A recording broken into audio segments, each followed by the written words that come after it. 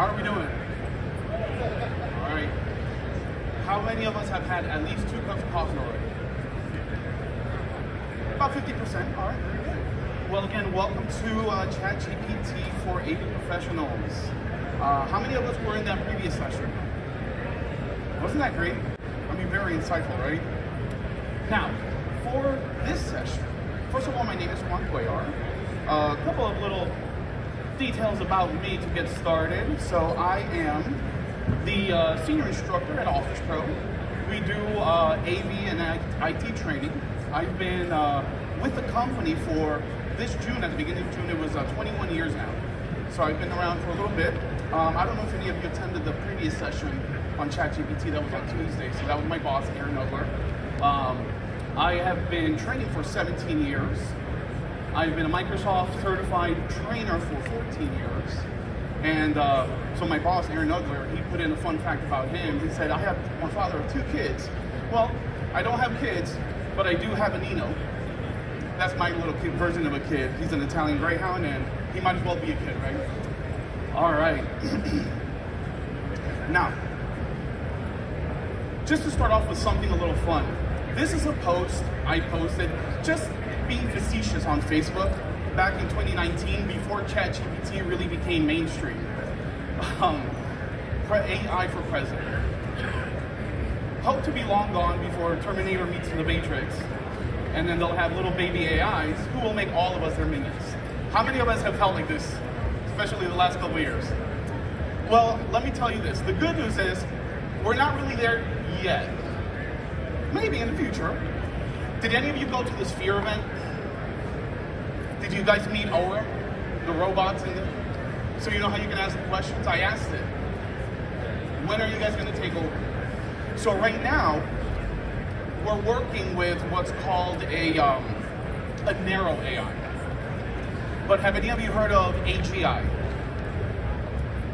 So AGI stands for Artificial General Intelligence, right?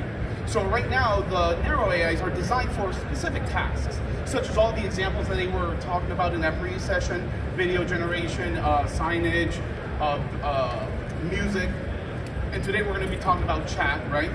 But general AI, or artificial general AI, has the ability, or will have the ability, to understand, learn, and apply knowledge across a broad spectrum of capabilities, more so like a human. So that's when we probably need to start thinking about this a little more seriously, right? But again, the good news is we're not quite there yet. All right. Now, I'm a professional trainer. This is what I've been doing for 17 years. And I love this concept. How many of you have heard of learn, unlearn, and relearn? A couple of us. So this is a quote from Alvin Toffler. And this talks about being able to learn concepts and build on them, but then have the ability to unlearn and discard out-of-date processes, concepts, but then take on the knowledge that you already had and then build on top of that to improve yourself. So I heard the Industrial Revolution threatened blue-collar jobs. The AI revolution is threatening white-collar jobs. But the quote from Alvin says, the illiterates of the future is not those who cannot read and write. It's those who don't have the ability to learn, unlearn, and relearn. So what I'm getting to is, now that all of this technology is coming out, it's up to us to stay ahead of the curve and use it to our advantage and not become obsolete or outdated ourselves, right? So, just a little intro to today's session. Now, what are we going to talk about today? Well, we're going to start off by talking about, one second. First of all, let's understand exactly what is ChatGPT. What is it? What does it do for us? How can we leverage it? And more importantly, what is it not? But now that we want to start learning about how to leverage it at work, there are certain things that we need to take into consideration. Policies, compliance, ethical considerations. So we're going to talk about some of those concepts as well.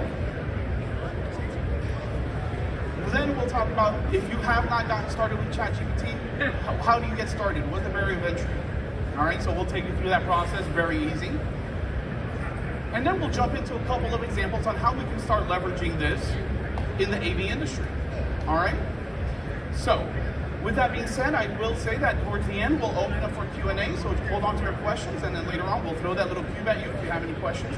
And hopefully we'll have time to give you guys a chance to give me some prompts that you may want to try out in ChatGPT, and we can see that live. All right? All right.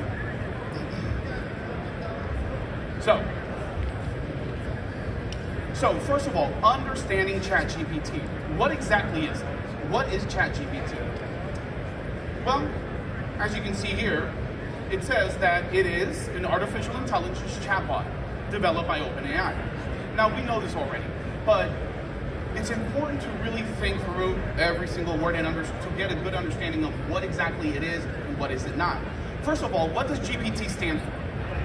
It stands for Generative Pre-trained Transformer.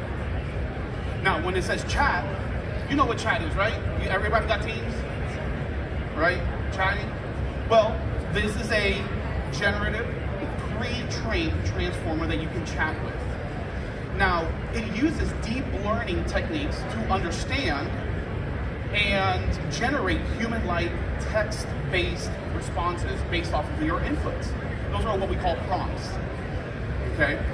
Now, that's what it is. Now, let's talk about some of the key features. So, for ChatGPT specifically, it is trained on internet data. Okay, it is trained on internet data. So what does this mean? Well, it has access to anything that's out there in the public domain, but what it also means is it does not have access to your content, your documents, and your personal information, unless you choose to share that with ChatGPT. Okay? Now, later on, we're going to talk about the different versions or models of ChatGPT and some of the limitations on what the limitations of the data that is trained on. But that's the first feature. The second feature is that it has natural language processing. And this essentially means that it is designed to understand and process human-like language. The good news is you can talk to it just like a regular human. You can use natural language. You don't have to think about too hard about, do I need to use specific technical words? Now, there are best practices on how to properly create effective prompts, and we'll talk about that. But you can talk to it like a human, okay? Now, the third thing is that it generates text. That's what the chat feed refers to. So it's going to generate text, coherent text, relevant text, based off of the prompts that you provided, okay? Now, what are some of the applications for ChatGPT? One thing I'll say is how you use it versus how I use it versus how my colleagues use it, it's going to be very different. But it's good to have some ideas. So for example, this is great for answering questions. You can have it provide explanations. You can have it provide drafts. And if you remember one word about ChatGPT in the workplace is drafts. We'll talk about this in more details in a bit. But you can have it write essays, articles, content. You can have it write content. You can have it even assist with coding. So personally, I'm an end user productivity, end user adoption type of instructor. I'm not a programmer, I'm not IT, but I do dabble a little bit here and there. I cannot tell you how useful this code assistant has come in. From something as simple as creating an Excel formula to generating web programming, JavaScript, HTML, and the list goes on and on. It has multiple different programming languages that I can assist with. All right? Now, in my world, how I use ChatGPT is when I'm working on a specific learning program for a client, I take all the bullet points of what they want, but then I need to create an outline, a description, and all of that. I plug all that in, and I tell it, hey, give me a description, and it'll pop it up in a matter of seconds versus me having to sit there and think through and write it. Now, again, that's a draft. Now, our boss, he loves his dad jokes. Every Monday, all staff meeting, he starts with his dad joke. And guess where he's starting to get them? ChatGPT. Now, a really cool story that he didn't share himself, but I think it's pretty cool, is he also used it. So he has a son who just lost 2 teeth in one day, his first 2 teeth in one day. What do? You got to call on the tooth fairy, right? He told ChatGPT his son's name, the details about it, that he lost 2 teeth, and he said, write me a letter from the tooth fairy to my son. And it was able to create this really nice, very cute letter, printed it out, handed it together with all the money, right? It was really cool. So again, the point is there are endless use cases. We're going to talk about some use cases that you should probably also avoid or just be wary of, but we'll get to that in just a minute. All right? Now, let's talk about some of the limitations of ChatGPT, because these are important to recognize. While it is powerful and great, and this is why it has become a household name, it does have certain limitations. So first of all, it does have the ability of generating incorrect information, okay? And this is why I said the one word you want to remember, especially in the workplace, is draft. Draft.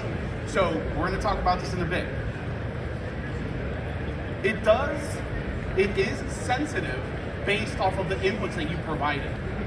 So we're going to talk about, again, how to properly provide the prompts, how to properly phrase things to get the best response out of it. It does lack understanding beyond the data that it is trained on, okay? Now, which version of ChatGPT you're using will vary based off of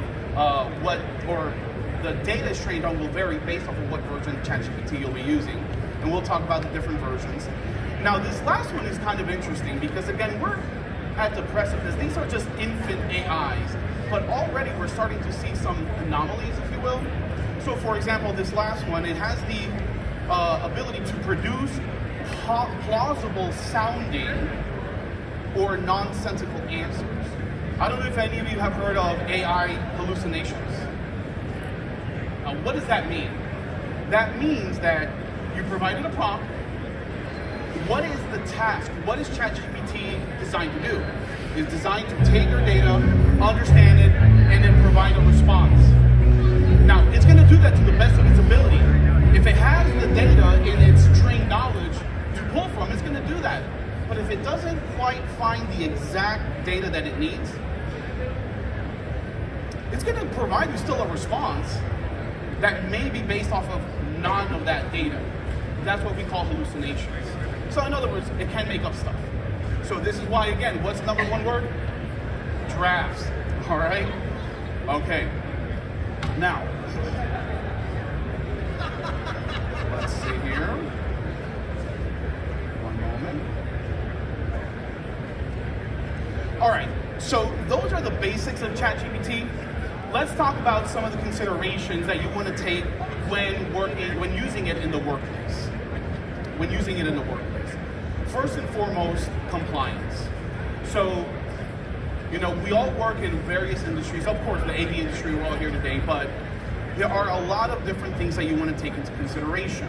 First of all, what user policies do your organizations have? Do they have any policies specific to AI? We all need to make sure that now that we're starting to use this, we adhere to them. We find out about them. We do a lot of work in the government space. We're in the DC area, our headquarters, and we do a lot of work in the government space. We have all these different agencies and clients reaching out, and they want to get ahead of the curve, and they want to train their users on how they can start using AI, ChatGPT in the workplace. And we're like, all right, what are your policies? Do we have a policy? You might want to go check. I can go and train you on it, but what does your organization say about the use of that in the workplace? I can't tell you how many times they come back and say, we're going to have to hold off on that, we're going to have to cancel, we'll need to circle back because their IT doesn't have policies yet, or they're not ready to support that type of work. So you want to make sure that you're not stepping on any toes, you're not breaking any rules when you start using these tools in the workplace. Now, legal compliance. We need to ensure that we are following all relevant laws, local, national, international laws, and regulations, especially if you work in regulated industries. We need to make sure that we are following data privacy regulations. So we need to be compliant with all data privacy laws, GDPR, right? CCPA, HIPAA. We need to make sure that we are managing and protecting all personal data effectively. Confidentiality. Any sensitive company information, client information, you need to make sure that when you're using these AI systems, that you're not plugging in any sensitive or confidential information.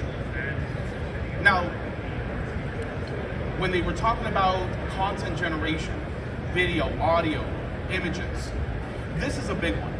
And I have heard of different cases where people have infringed on copyright laws, intellectual property. So here's the thing, if you tell ChatGPT to generate something for you, it's gonna do that. It's up to you to verify whether that infringes in any intellectual property laws, any copyrights, trademarks, and so on and so forth, right? Record keeping. If you are in an industry that requires audit trails to remain compliant, if you're using ChatGPT, you want to make sure you keep record of what content was generated, how you're using it, because when that audit comes through, it's going to be on you to provide that information. Now, again, I mentioned a lot of government agencies, a lot of companies are coming to us because they want to get ahead of the curve. We want to make sure that all of these are followed, that we stay compliant. So the last thing is employee training. As you guys start using it in your companies, in your industry, for your different projects, it is best practice to make sure that all of your users understand what it is, how to use it, how not to use it, how they should be used, and how they should not be used. All right? All right, now, those are the compliance considerations. Let's talk about some of the ethical considerations. Now, first of all, respectful requests. Now, this does not mean be respectful to the AI. Yes, right? You want to be respectful because eventually they'll be our overlords and you want to be on their side, right? On their good graces. But what does this really mean? We should not be using AI to generate harmful, offensive, or inappropriate content. I mean, kind of goes without saying, right? But still, sometimes you got to say these things. Privacy of others. You should not be using any personal information or sharing personal information about others without their consent, without their knowledge. Critical thinking. So, what was the number one word? Drafts. When it generates a response to you, don't just copy, paste it, and send it off to the printing press. I've seen where that's happened, and that's come back to bite them in the where. It is up to us to review it, verify, personalize it, make it your own. The way I like to think of this is it gives you a running start, but it is not the finish line. So use critical thinking when using AI-generated content, right? Avoid harm. What does this mean? You should not be using AI or ChatGPT to provide content that can harm individuals, groups, or societies, produce hate speech, misinformation, or abusive content. Simple enough, right? Nobody's doing that here anyways, right? Thank you. Fairness. So, one of the things that we've seen in different models, different AIs, is that sometimes the responses can be biased. Keep in mind, these AIs are trained off of internet data. It's going to use that data. Where does that internet data come from? Us. We got biases. So sometimes those responses are biased.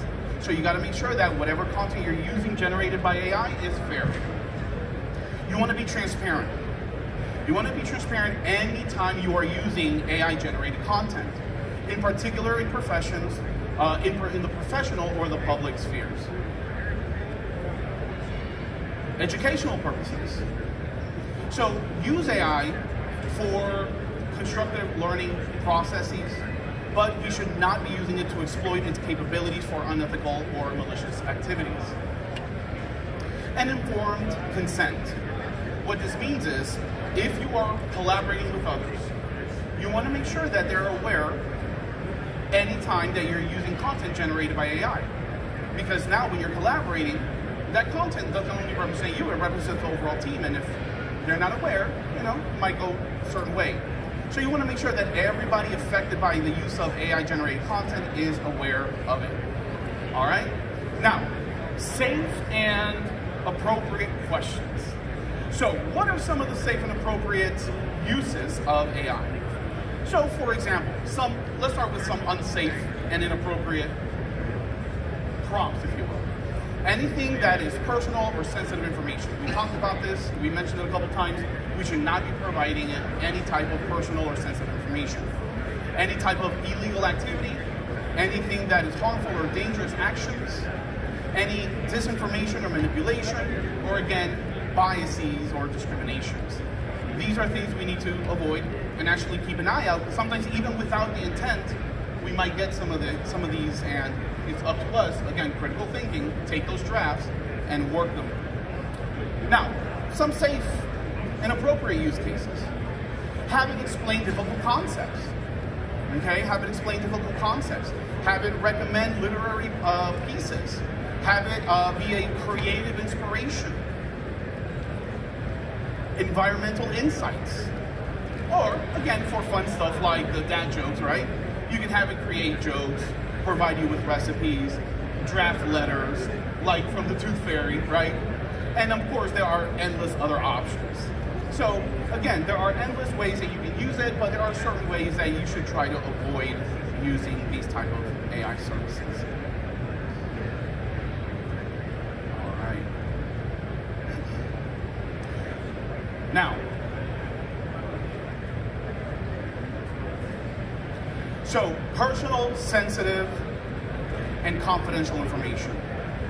First of all, we need to understand the nature of ChatGPT. It is really easy to start believing that there's a human behind you on the other end.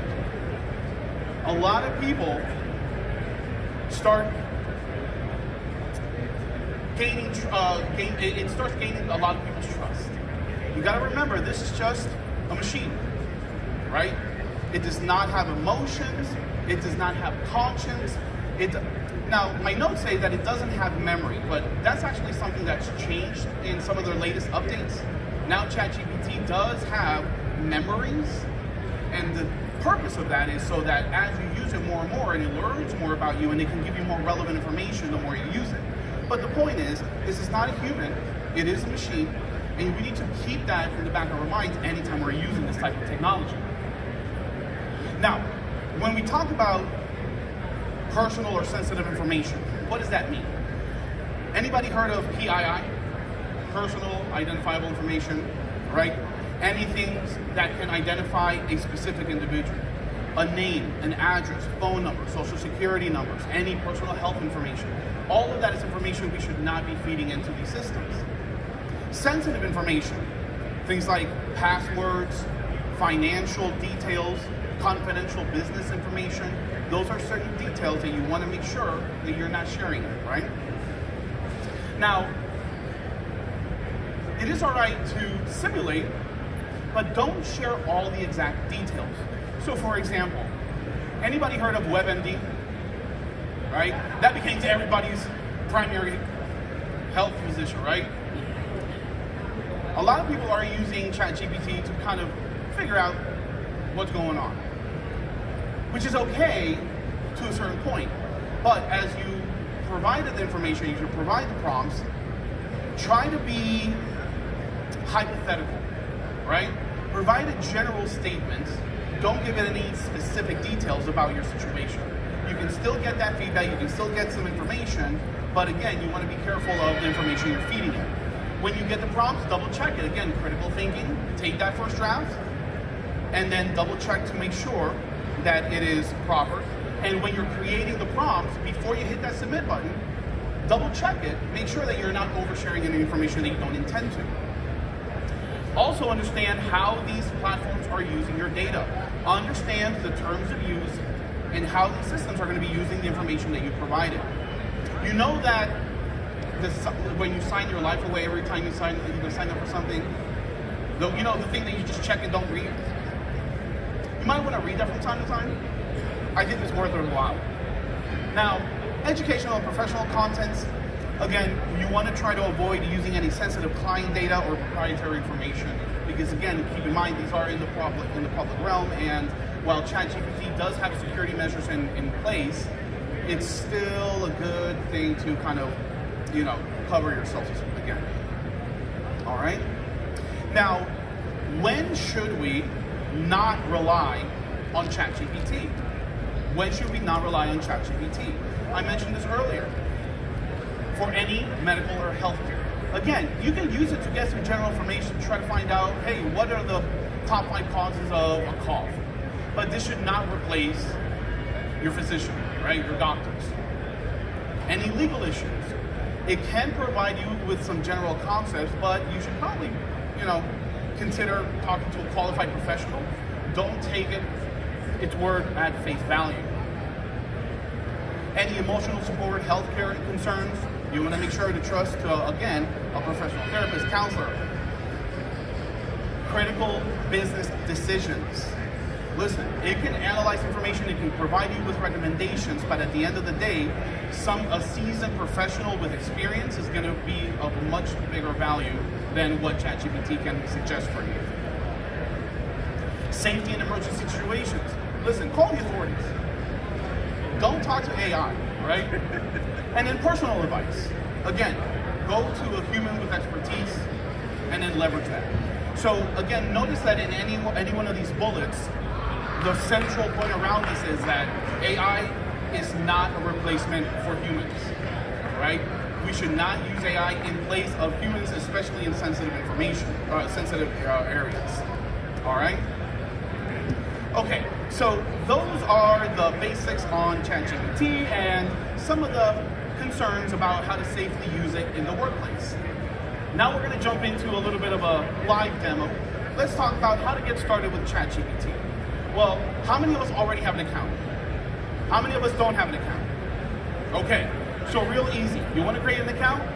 Go to chatgpt.com and hit the ground running. Now, let me pull it up here. So let me pull it up here in a private browser so it doesn't recognize my account. Now notice, if you go to chatgpt.com, now they allow you to use it without even signing in. You don't have to use an account. You can just start providing it prompts and it'll start talking with you. However, it is recommended that you do create an account for various reasons. One, when you create an account, it'll keep log of your conversation, so you can always go back to the conversations to see what you've discussed. And again, with all the memory, it can provide you with more relevant details. So once you go to chatgpt.com, if you want to sign up, you just go to sign up, and you provided all your details, just like any other service. Simple enough, right? Okay. So that's how easy it is to sign up. Now, when you sign up, now I'm not a salesperson for ChatGPT. I am not, associated with them. I'm just giving you the details so we can talk about the finer details here. But once you sign up, there are going to be different quote-unquote licenses, if you will. Okay. First of all, do you have to pay for it? No. You can, by all means, use the free version. Okay. Now, there is the Plus, which is $20 a month, and then there's the Teams, which is $25 a month. Now, why is this important to understand? So first of all, if you use the free version, you are using ChatGPT 3.5. Okay? That's the version that you get with the 3. Now, that is a strong general purpose model with good language capabilities, trained on internet data up to the year 2021. So, here's the thing. You can use it for free, but the information that it has access to, the information that it's trained on, its limit is up to 2021. If you need more relevant, more updated information, then consider getting the Plus. It's $20 a month. Now, what do you get with the Plus? Well, with the Plus, you get ChatGPT 3.5, you get ChatGPT 4, and then 4.0. Now, 4.0 is the latest updated model. 4 is an enhanced model with better conceptual understanding, contextual understanding, and it handles more complex tasks and an updated knowledge base. Now, 4.0 essentially just takes it to the next level, and it says that it's optimized to focus on efficiency and maintaining a high performance with potentially reduced computational demands. So, now I will say this, if you notice, even the Plus says it has limits. So it does give you certain limits on how many prompts you can give it and how frequently. I think right now with the 4, it's like 40 prompts every 3 hours or something like that. With the 4.0, it takes it up to 80. So if you need to use it heavily and just go back and forth, you might want to reconsider about upgrading. But that's, again, I do recommend you start off with a free one, play with it, see what it can do, and then go from there. All right? All right, now how does it work? Let me pull up my actual account. So here's my actual account, and I have a plus. I have the $20 plan. You can see that I have a couple of conversations from the past year. You can see I have a basic chat window here. It gives you different tips and tricks or different things to try out, right? But let's try out our first prompt. We're gonna see this in real life here. All right? Let's say I want ChatGPT to explain the benefits of using ChatGPT in the AV industry. Now, I have my prompts pre-written, so you don't have to sit here and watch me type, because I can't type with a bunch of people watching me, right? So I'm just gonna copy and paste it. So you enter your prompt in there, something as simple as, hey, tell me what are the benefits of using you in the AV industry. Let's see what it does. Press enter. And notice immediately it starts providing a response, okay? Now, sometimes these responses can be quite lengthy. You could just scroll up and just start reading it, right? Start reviewing it. To get back to the bottom, you can always just click to the bottom. And when it's done, give it a second, it's still thinking there. And when it's done, you know it's done when it gives you these little tools across the bottom, okay? So notice it gave me 10 bullet points, some details about all the different benefits of how we can use ChatGPT in the audio-video industry. It's as simple as that, okay? Now, again, remember my prompt, right? Pretty simple, nothing very specific. I just asked it a quick question and it gave me a pretty good response. But let's talk about some best practices on writing efficient prompts. So first of all, to write efficient prompts, you should provide it context. For example, here's an example of one. I'm gonna tell ChatGPT, you are an experienced content writer with a high level of expertise and authority within the tech industry. Okay. Now, provided the task. So for example, I'm now telling ChatGPT, your task is to write content that will be published online, on websites, social media, email newsletters, and advertisements. Your writing style is informative, friendly, engaging, while incorporating humor and real-life examples. Great. Then you can provide it more instructions. So for example, I'm gonna tell it, I will provide you the topics or series of topics, and you will produce an engaging article outline for these topics. And then, here's the cool thing, you can ask if it understands, ask it for clarity, or if it needs any clarity. So I'm also gonna ask it, do you understand? There are gonna be times where you give it a prompt and it's gonna come back with questions to clarify more details about what you want. So I like to just build that in. Now, there is one more step if needed, and I do recommend it. Refine the prompts, all right? So let's take a look at this example. I'm gonna actually take that exact prompt, right? That exact prompt that you see on the slide, and I'm gonna feed it to ChatGPT. Now, when I'm having different conversations, I like to start different chats. So I'm gonna go ahead and just click ChatGPT, give it a new chat window. I'm gonna paste that prompt, press enter, and it's gonna process it. And notice this is absolutely understand. Please go ahead, provide me with the topics or series of topics you'd like me to create an engaging article on. Okay, so I'm gonna provide it. Give me an outline for an exciting blog article about the top 5 ways on how AI can help AV professionals be more efficient. And off it goes. Now remember, right now I'm asking just for the outline. So it's gonna give me just some bullet points, some suggestions, some topics, right?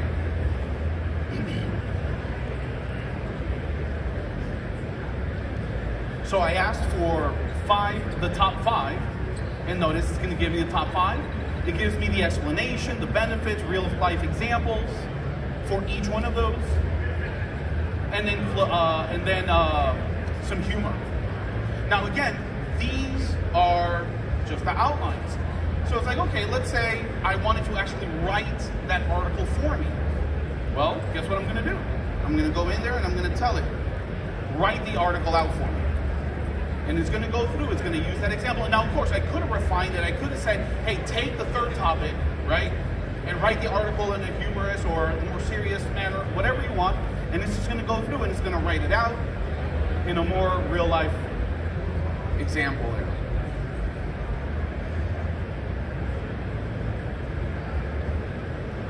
Okay. Now, that's the basics on how ChatGPT works. Okay. But let's talk about how we can use it in the workplace or in the AV industry. Now, a couple of little things. So first of all, these tools across the bottom, there are a couple of great options. One, you can have it read it out loud for you. So if you want, I can just have it read it out loud. I don't know if you guys can hear that. Can you hear that all right? We can get volume if possible. If not, you'll have to trust me. But again, it can read out that prompt for me. And by the way, with the new 4.0, if you download the app on your phone, you can actually talk to it. You can talk to it, you don't have to type it out anymore, and it'll talk back to you. So again, it's building all of these integrations. And I don't know if it was Travis or somebody else mentioned it a couple days ago, with this read out loud and the talking capabilities, is building accessibility, right? For people with certain disabilities, it's building all of that into the system. Now, you can copy that information. So if I do want to take that article and rewrite it in Word or publish it in my website, I can just copy it and then just paste it wherever I go. If I don't like it, I can have it regenerated. If it's really not good, I can provide feedback and tell it this is not a good response. So again, there's a couple of different options that we can do there with those responses. But let's talk about in the AV profession. How can we leverage it in the AV profession? Let's start off with having it respond to an RFP. So first of all, remember, ChatGPT does not have access to your content, but you can provide it access to the content. Now again, you want to keep in mind all those best practices that we already talked about, keeping confidential information private and not sharing information that should be. But let me show you this. I do have an RFP. I do have an RFP here that is in the public domain, so I don't feel any concerns about sharing it. Now this RFP, let me just pull it up here. Let me just, let's take a look here. So this RFP is for the U.S. Holocaust Memorial Museum. They're looking to modernize the AV infrastructure design for 5 of their classroom and multi-purpose flexible use for some conference areas. And of course, you can see that it's got all that information. Now, yeah, I could go through this and write it out from scratch myself. Or, let me close this out. And let's go back to ChatGPT. And so here's the thing. If you want to provide it access to your content, you can upload the files. It'll help you create responses. And again, what's that keyword? Draft proposals. And then you can have it refine it as necessary. So let's take a look. Again, this is a separate topic. I'm going to start a new chat. And let me pull this up here. So the first thing I'm going to do is I'm going to have it upload it or attach a file. And here is that proposal. So it's going to upload it, and while it's doing that, I'm going to provide it my prompt, and it's going to say, please respond to the attached RFP for me, saying that my company called OfficePro Inc. can provide all the requested services. Then I'm going to go ahead and submit it. What is this going to do is it's going to scan the document, it's going to read all of it, and it's going to do what I told it. And notice it's writing a nice little cover letter. It's going to go through all the bullet points and provide me, again, a draft, a running start. This is not the finish line. I'm not going to just copy this and then send it back, right? But it's giving me a good start to work with. Now, again, critical thinking, you want to review it, and refine. Remember that last bullet point in effective prompts? Refine it as necessary. So let's say I reviewed its first draft, and I like it, but I wanted to provide more details about specific sections. So I'm going to go ahead and type it in there. And notice I'm asking it, look, please provide the answers or recommended solutions for this section, this section, this section, and I'm providing it all the details. Then I just send it off, and it's going to rewrite it. It's going to rewrite it.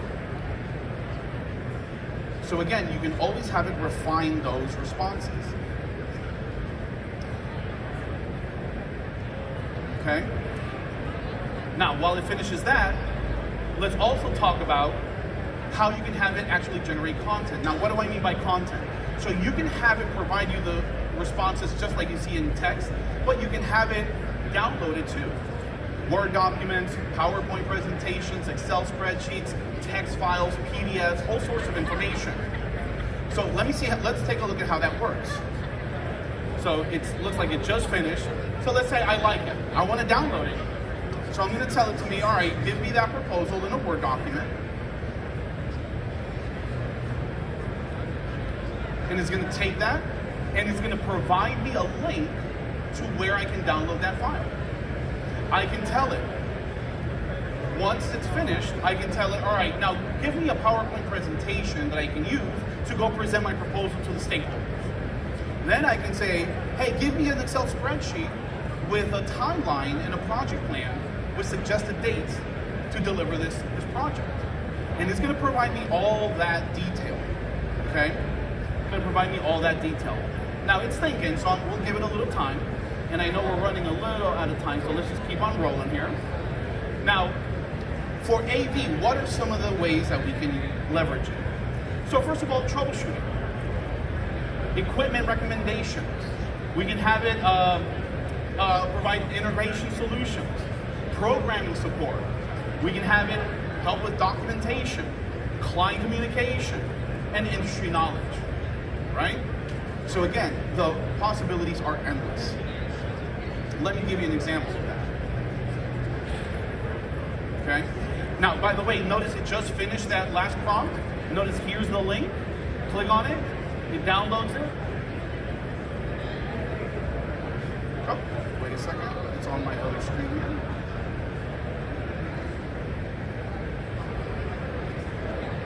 There it goes. And notice it gave me all that information in a Word document. And again, just like that, you can have it give it to you in a PowerPoint presentation, in a spreadsheet, and hit the ground running. Okay? All right, now let's take a look at a quick example on integration solutions. Let's see here. And let's jump straight to this one here. So for more complex solutions, you want to be specific and clear, provide context, structured prompts like we discussed, analysis and critical thinking, you want to use that with the responses it provides, and then any constraints or requirements you want to be crystal clear on. All right? So let's do this last example and then we'll open up for Q&A. So let's say that a client is asking to integrate a conference room. So I'm going to ask it how to connect the Cisco WebEx endpoint through an MTR. And notice it provides me a solution, right? But as I'm reading through the solution, I'm noticing that it's kind of general, right? Now, why is it general? Because I gave it a very general prompt. So again, going back to our bullet points, be as specific as you can. So when it's finished, I'm going to provide it with some more details.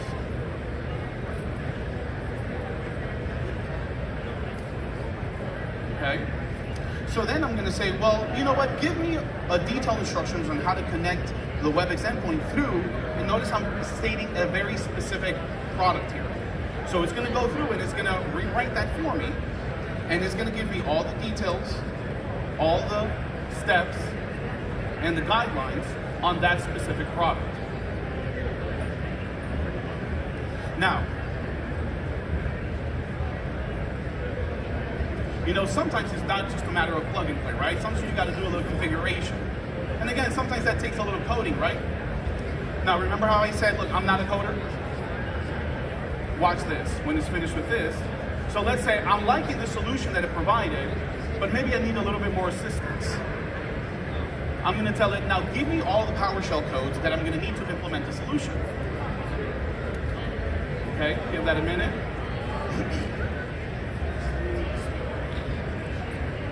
And notice how it's going to actually go through and provide me each of the different modules, each of the different codes, step by step, and it kind of correlates that with the different steps of the solution that it provided. So again, and notice, just like any other website, I can copy the code there and go and implement it immediately. See that? Pretty neat, right?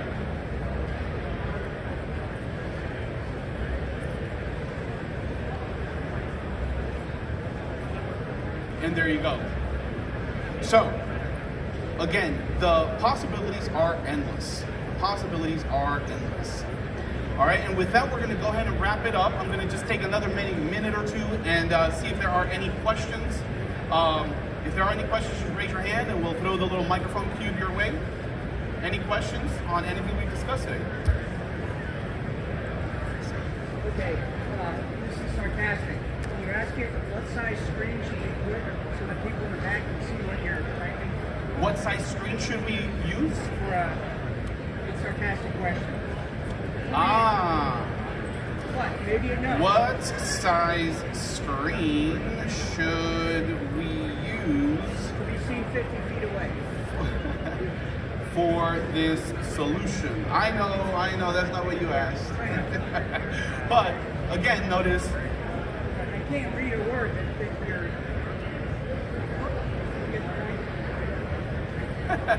But notice again, you can keep on asking it for more details. All right? All right, any other questions? You can tell it to cite its sources, and with the new 4.0, when it does cite sources, it'll put a little link at the bottom for it. Or you can ask it to.